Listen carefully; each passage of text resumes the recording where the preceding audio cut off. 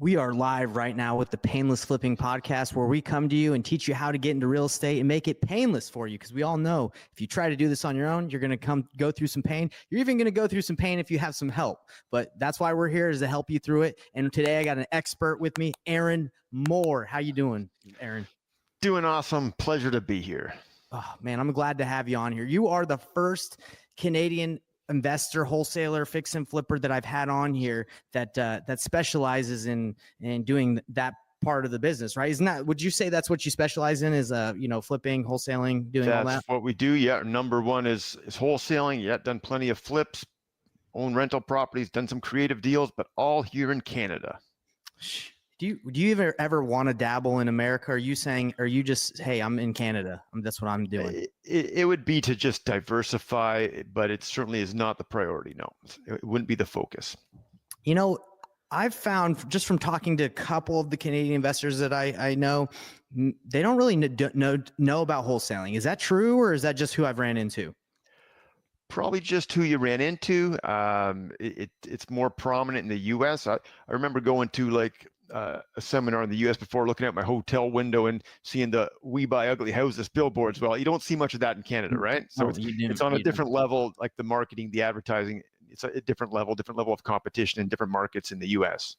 So let's kind of talk about wholesaling in Canada. I know in the United States, they have different softwares that make it easy to pull lists, like pre-foreclosure, probate, what else is absentee owner, unknown equity. I haven't found, again, I'm newer to the Canadian world, but do they have software like that makes it easy to pull information, or is that not really prevalent? Short answer is no. Sure, you can get some lists, but it probably wouldn't be much, maybe something about absentee owners or something like that, but you're not going to get the foreclosure, like any behind on mortgage type info. There's a lot of privacy rules, so information is really private in Canada.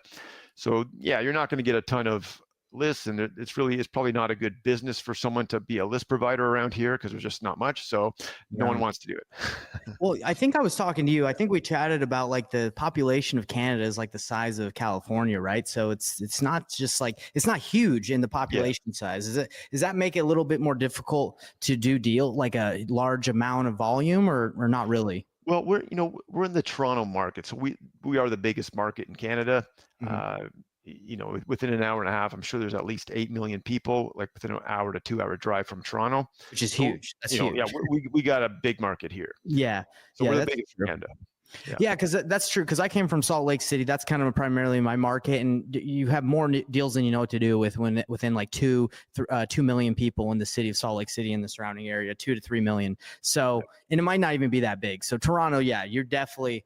There's way enough. And even in the Durham region, I know you were telling me you got a bunch of other deals that can pop up outside of the Toronto metro area, right?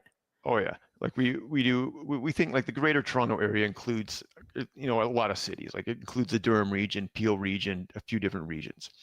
But then, it's like the cities just are all connected to each other, and they keep going around the lake. So yeah, I love it. Big area. Yeah. So I've been wholesaling myself for about 7 years. How long have you been in the wholesaling investing game?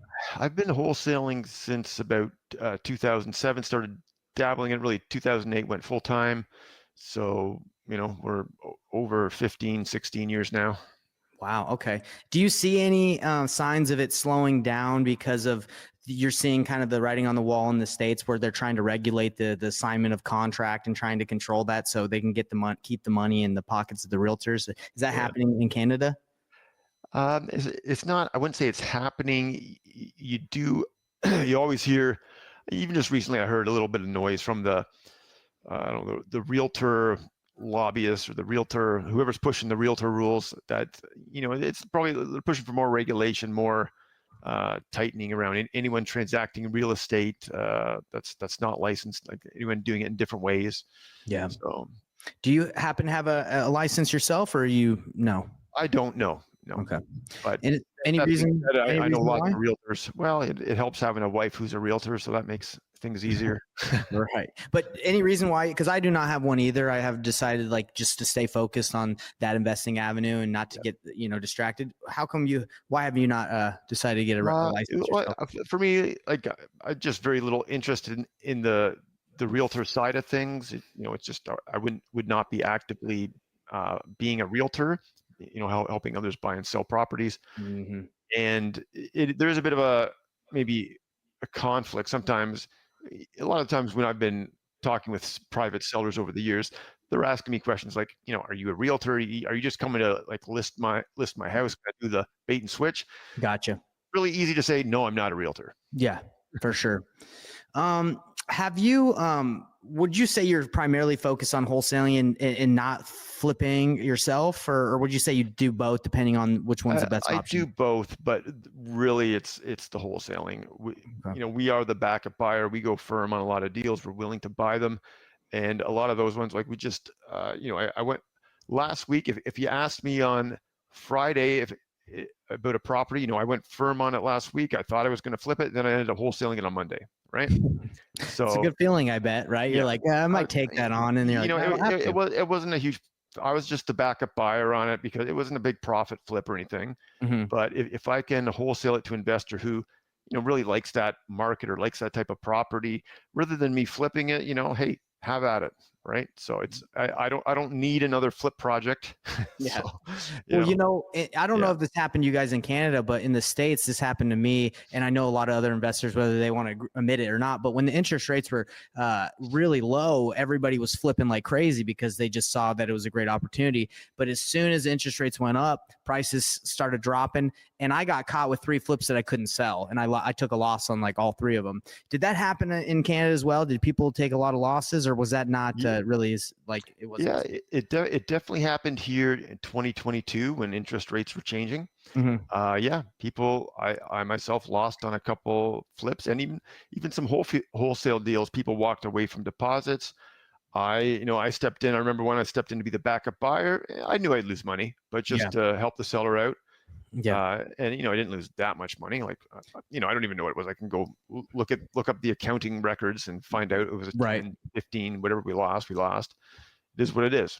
But I know other investors who bought flips, and they, my brother bought a flip from us at that time. Mm-hmm. But unfortunately, he still owns it as a rental because he couldn't sell it profitably as a flip. So, and it's, so my father-in-law, he sold his, unfortunately his mom passed away. But he sold her house at the height of everything for like 1.3 million in Whitby, and someone bought it to like, cause I guess Whitby's close to Toronto, so it's a desirable area. So someone bought it to like build on it at 1.3. It wasn't rehabbed or anything. Then like, they Airbnb'd it for a year and tried to sell it, and they took a big loss on it, about 150,000, because they just sold it recently. But I think anyway, it just seems what's happened. And I guess the market, what would you say the market's looking like in Canada right now? Is it like rebounding? Is it staying the same? What are your thoughts? As of right now, it's pretty, the same. Like since about a year or two, since second half of 2022, like late 2021, early 2022, it was boom time. Mm-hmm. But since then, it's pretty much the same. It's more or less flat. Yeah, sure, it goes up a bit in spring and then kind of cools down a bit. That's what we've seen the last couple of years. With rates going down, hey, maybe we're coming back to another boom time soon. I don't know. We'll see. I know that in 2020, so I just bought my house here in Lindsay, Ontario, and I know that we were looking at houses last year, and you could get much more of a house than you could now when I just bought. And so it does seem like the prices have gone up a little bit than from like the initial change and the initial interest rates going up. But it depends on the season. Like spring markets, you're going to be paying a higher price. Probably right now, I think there'd be deals on the market. There's a lot of inventory right now. It's sitting there, yeah. So is this area, is it pretty big for investors that want to flip? Like, is that a big I guess job that people like to do? Yeah, you'll find significant number of flippers around, and most of the markets around here, even in some of the like multi-million areas of Toronto, but certainly like popular areas with like places like Hamilton, Oshawa, they tend to, they have cheaper houses for the, comparatively to the other cities nearby, and a lot of old housing stock. Right. Those areas, there's a lot of flipping going on. Is there a lot of red tape for flippers? Like they have to get permits and they get stopped a lot, or is it pretty simple? They can just go in there. A lot of red tape. Sure. There's a lot of building permits. I'm sure we've all had our projects sort of stopped at times, if we didn't get a permit in advance, Mm-hmm. or you go a little further.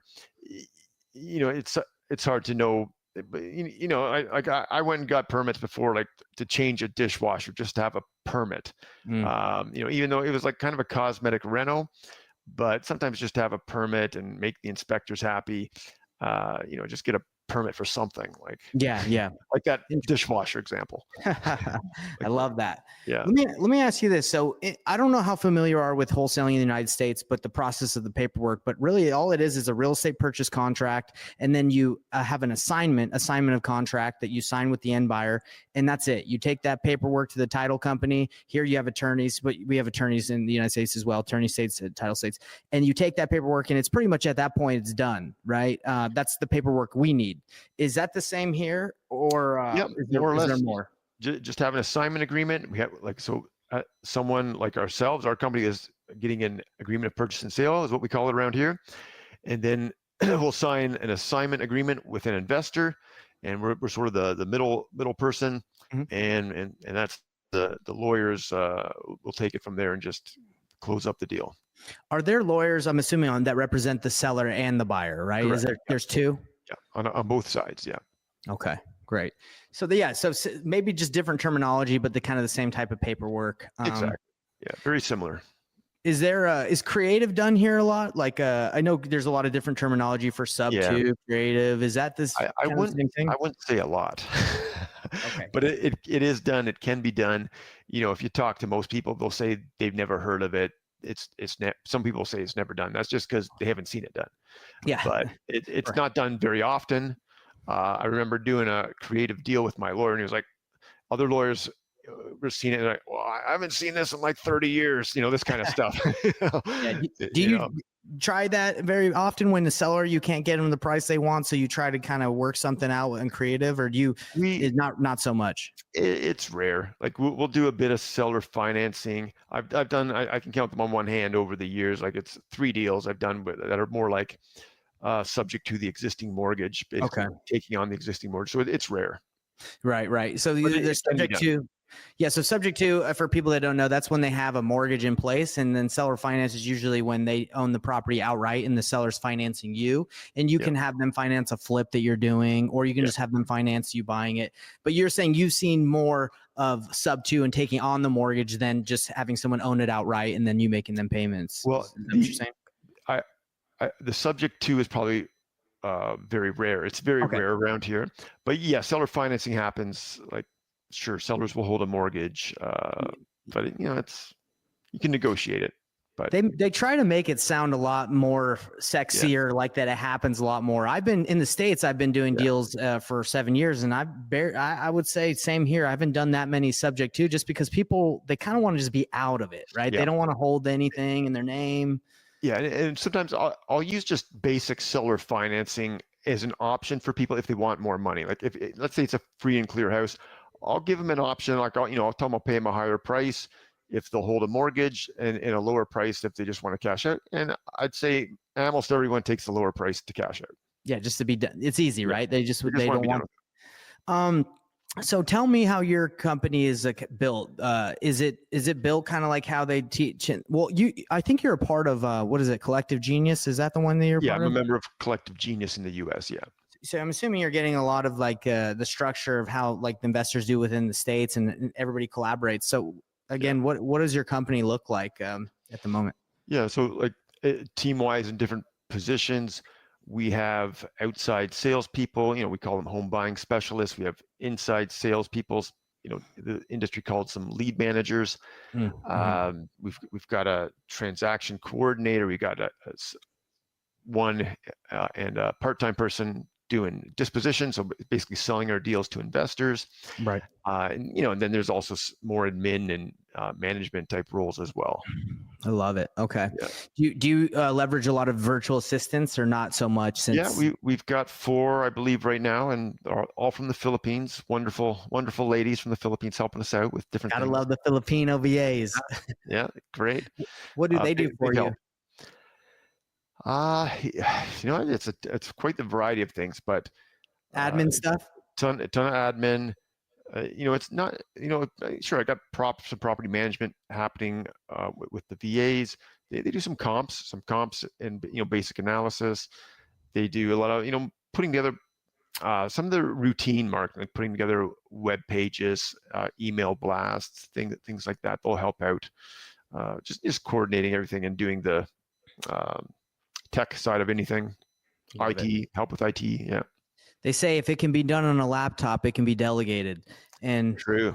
And I think that's true, but at the same time, I spend all day on my laptop, so I don't know. Maybe I need to delegate some more, right? Yeah, there's a lot of things to do on the laptop. Yeah, still, like marketing, sales, we're doing all that local. I love it. So I'm curious. The big Achilles heel that I've found when I wholesaled and had a bigger company, and right now I'm pretty small, was the cost of marketing. Marketing is very expensive, especially pay per click. Really, whatever you do, it can get very expensive. How is that? How is that in Canada? Is marketing like a big cost, or kind of tell me where that's at for you? It's definitely a big cost. We spend a lot on, pay per click, different ads. We're doing a mailing right now, which, costs quite a few thousands of dollars. Mm-hmm. It all costs money. Of course. And we just got to make sure we're converting those leads. Yeah. turn them into dollars. If the sales teams, if we're not handling leads well, then, we've had those, it's not like, it's not like our business just keeps going up like this always. It's like, up and a bit down, up and down. It's like, it's kind of like this, right? And just like several months ago, I was like, we're not handling leads well. Yeah. A lot of people calling saying, I called a few days ago, but I didn't get a call back. And I'm like, okay, what's going on here? Why are all these slipping through the cracks? So, wow, you had tighten up the ship a lot. The fact that a seller called and said, I didn't get a call back, that's amazing. Because for me, like if you're not on top of your leads, you say goodbye, right? Because someone else is snatching it up. So that's. Have you found that there's a lot of, when you pay for pay per click or mail, like there's 5 or 6 other people also trying, like that the seller's saying, hey, I got multiple offers on the table. Okay. Around here, definitely pay per click. Mail, not so much. Mail's a bit different around here because it's not very targeted. Like in the US, you're targeting like people behind on their mortgage, people behind on their taxes. Here, what I'm doing is it's like blanketing neighborhoods we kind of want to buy. And so it's like everyone's getting our cheap letter.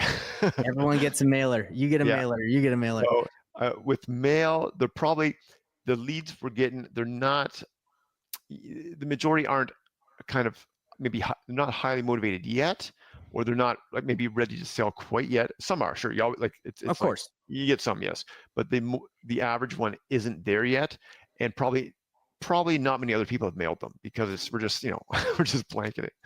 So. And I would honestly say that's the biggest skill set that is required in wholesaling and doing that model of the blanket. Is like you have to be good at taking the seller through the process to get to when they're ready, right? Because not everybody's ready. Like, hey, give me an offer. I'm ready to sign now. So if you're not able to do that, you got to learn that skill set. Yeah, if you don't have a decent like sales system, which it's either you or your sales team and someone doing the follow-up and keeping track of everything, you're gonna just waste your marketing dollars. Yeah, which is the toughest thing because to swallow. Yeah, I'm trying to. We did a mailer in Q1 this year, and we didn't get any deals from that until Q2. So and I talked with the team like at the end of I want to say let's pretend we did it like middle of the quarter in February. Mm-hmm. At the end of the quarter, at our quarterly, I was like, well, still don't have any success on this mailer we did. Pretty significant big mailer. But then at the end of the next quarter, I'm like, all right, guys, you turned around, you converted these leads into money. Let's do more. I love it. That's amazing.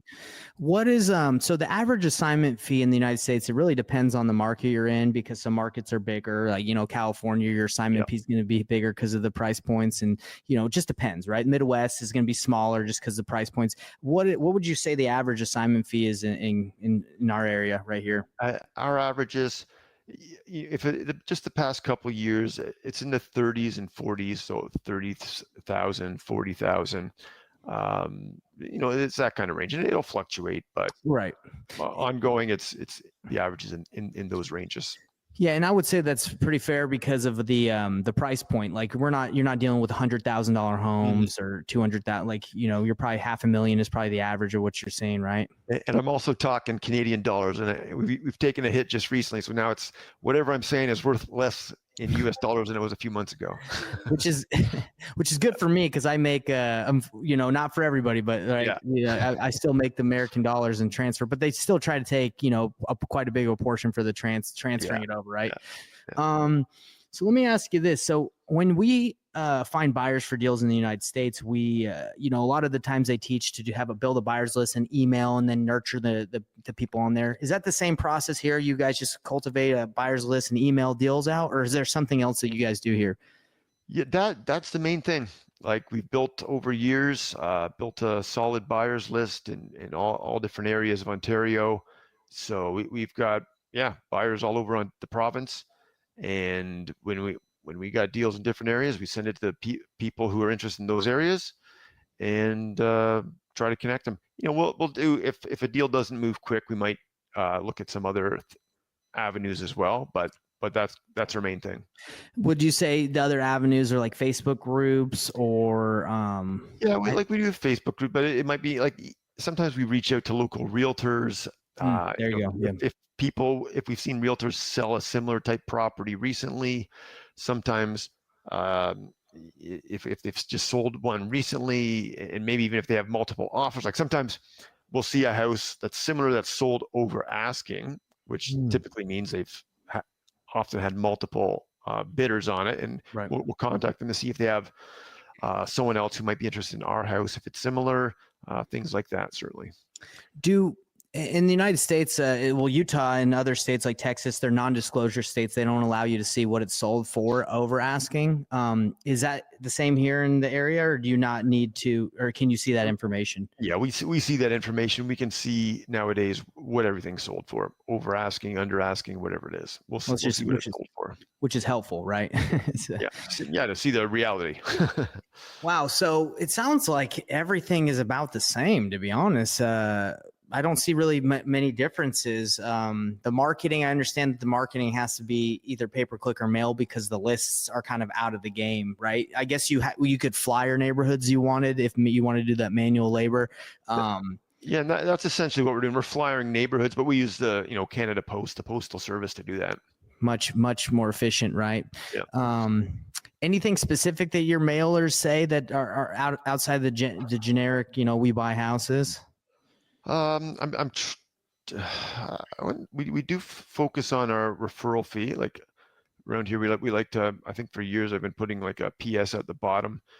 We'll pay we do it's based on the year, so it's easy to remember. This year we're paying $2,024 for a successful referral fee. So next 2024, 2025. Hey, I like that. I was about to ask you how you came up with that random number, but now it makes sense. So you just remember the year and our referral fee. I love that. Yeah. Well, I would love to, obviously we're connected here and I live in the area and I've wholesale in the United States, but I'd love to figure out how we could do some business together. Even help out if I can. Do you ever do you try to meet with sellers in person, or do you do virtual, even if they're within 30-minute drive, you just deal with everything over the phone? How does that work? Do you go in person or not? We want to do in person as much as possible. Okay. Now, probably I'd say probably 30% of our appointments do end up being virtual because we get leads from all over the province. And then there's those situations maybe with tenants or, there's some reason why it doesn't make that much sense to go to the house. But we try to do in person as much as possible. So you being in Lindsay, we'll have to send you some Lindsay appointments. I was gonna say I'd love to help out if I can. If it's something where you don't have someone around and I could just hop on over, take some pics for you, I wouldn't mind. It's kind of fun to get out and get back into the mix sometimes. See, get talking with sales. I love the sales process. That's I don't know if you know too much about me, but I did door-to-door sales for 6-7 years before I got into this, and now I'm focused really hard on the sales because I really think that this business is all marketing, right? Like generating leads, and then you have to convert the leads. So you have to be really good at the sales process. And in the States, we like to take sellers through, like, obviously our cash offer. And if they don't accept, we like to, offer them different options. And, you can do novations. I don't know if they do that so much here in Canada, but you can pretty much, monetize a lead any way you can, like any way, like whether you buy it, you have wholesale, you list it for the seller in their behalf, and you get paid out by a traditional, financing, or you could do creative. So you really can monetize anything. You just have to be able to frame it and get the seller to trust you. Cause that, in all reality, if they trust you, you can pretty much work with them in any way if they want to sell. Yeah. We still have to figure out novations here. We definitely turned some sellers on to realtors that we know. We connect them with great realtors. So we do look at different options as well. And novations is something we need to explore. But I have explored it, but I do want to. I think we can do it. We just got to figure out a few things. Yeah, I know. It's like the attorney in fact they call it, or they have the power of attorney, and it just allows you to list it and somehow get paid. I don't really understand. I'm not an attorney, but I'm sure it's can be done if you got the attorney that's willing to do it. Yeah, exactly. Right. Yeah. So I'm trying to think of anything else. This has been super helpful because I have been interested in kind of figuring out how I can, help you out, do some deals, or even figure out how this business works out in here. And it does seem very similar. I ran nationwide pay-per-click in the States for about 3 years, which, was good, but at the same time can create a lot of problems because you're getting deals from all over, and you have to run comps, and it's all new to you. But have you ever kind of wanted to dabble in like Alberta or different areas, or has it just always been, hey, let's just focus and stick with Toronto? We definitely want to dabble across Canada, but it's sort of at the right pace at the right time, like because we do get leads across Canada. Just kind of randomly through the internet. So there's times, I've tried to refer to someone a lead in Saskatchewan. I can't find anyone in Saskatchewan because, it's not the biggest population, but it's hard to find someone like any wholesaler or even investor out that way quickly. It's not, so there's opportunity anyways. Yeah, of course. And I'm sure you've probably thought, like most of us, like, where's the least amount of competition so I can, just crush it out there. Yeah, there are areas in Canada that don't have much competition. Like part of it goes with the population as well. Right. Yeah. And that's the same. I would say that's the exact same in the States. If there's not a lot of competition, it's usually because it's not that good of an area. Yeah. Not a lot of investor friendly, flippers in the area that would take on a property. But hard money is the same here, I'm assuming. Like they borrow the money to flip the properties. Then I'm sure most investors aren't just taking $800,000 or $500,000 and putting into one property. They're probably leveraging. There's private lenders, different lending options, some institutional, some private individuals, things like that for sure. Okay. Yeah. Where do you see like if you could see one thing that one problem that needs to be solved in the ecosystem of what we do, where could it be? Could it be like better buyers? Could it be like the marketing could be better, like better salespeople? Like, do you know what I'm saying? Like if there's one issue, where is it that you see in the business that you wish you could solve it? Yeah. Now that you brought it up, like one of them is doing novations in Canada. I've never heard of anyone doing it in the country yet. That is a problem I'd like to figure out soon. Mm-hmm. I think there's going to be a way to do it that'll be good for everyone. Mm-hmm. Hey, always, but then part of it always comes down to people. Like like you mentioned, salespeople. It's sales. We're in a people business. Our team is people. The sellers are people.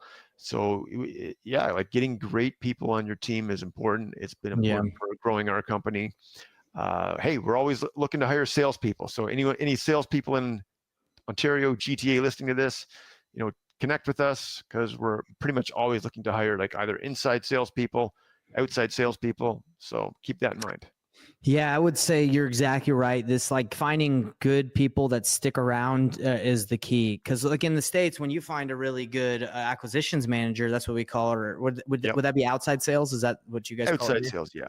Is like, they're really good. And eventually they find out like, oh, I can just market myself. Let me try. And whether they succeed or not, it doesn't matter. But a lot of the time they try. I don't know does that happen here where a lot of people, they kind of feel like they understand the process. And if they're really good, they just. Yeah, it's happened before. Some people people will kind of try it themselves. But I have seen it happen before. And, people try. Yeah, for sure. Some will, some won't, right? Yeah. So people is, you're saying if there's one issue, that's an issue every business has, is like, let me get the good people that work hard and they're accountable and they do what they say they will. Well, that's amazing. Well, so for everybody that wants to get a hold of you to learn, if they have an investment property in Canada that they want to sell, right? Like something that they don't want to fix or flip themselves, you're saying they should go to GTA House Buyers. Is that .ca? Yeah. GTAhousebuyers.ca. That's where sellers can go. Hey, even we're always looking to buy from investors. We'll buy a lot of rental properties. So if people want to get rid of a portfolio of properties, or just if you got a headache tenant, we'll deal with a bad tenant situation. So we'll handle those. But investors, if people want to get access to our wholesale deals, they can go to a different website. It's housedealsgta.ca. And, GTA that's Greater Toronto Area. So, but we do all across Ontario. So if you're looking, for deals in Ontario, housedealsgta.ca. Not Grand Theft Auto. No, Greater Toronto Area. In our marketing on Google, sometimes we get like kids, like gamers searching for GTA and houses, and they come up to our site. Yeah, it's like, hey, if you guys can know how to sell, we'll hire you. Yeah. That's awesome.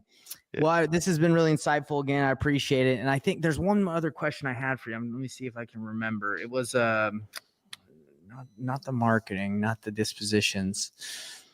Do you go to any meetups around here that like you find very useful, or do you not so much go to like the RIAs or the events? The reality is I did more before COVID. I still go to Durham REI, the Durham group, occasionally. REIN, REIN, I've been a member for years. Pre-COVID, they used to have awesome local meetings, but now it's virtual. Those are the two main ones I've gone to over the years. Great. Have you ever thought like, let me see if I can start my own, or has that always kind of not been, want to do that?